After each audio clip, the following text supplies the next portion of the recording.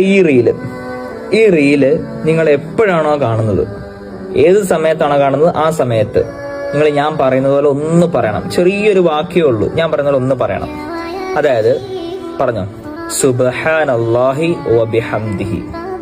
എന്താണ്? സുബ്ഹാനല്ലാഹി വബിഹംദിഹി. ഇത്രേ ഉള്ളൂ.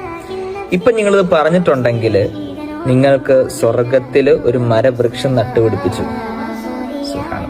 എന്തല്ലേ പ്രതിഫലം! ഒരു സുബ്ഹാനല്ലാഹി വബിഹംദിയുടെ പ്രതിഫലമാണിത്. ഒരു സ്വർഗത്തില് ഒരു മരവൃക്ഷം നട്ടുപിടിപ്പിച്ചു.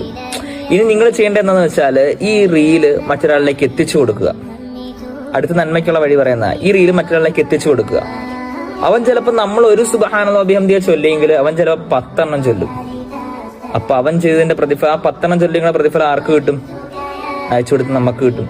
ഇനി അവൻ ചിലപ്പോൾ മറ്റൊരാളിലേക്ക് അയച്ചു കൊടുത്തു, അവൻ ചിലപ്പോൾ അങ്ങനെ ഷെയർ ചെയ്ത് കുറേ ആളുകൾ ഇങ്ങനെ ചൊല്ലി.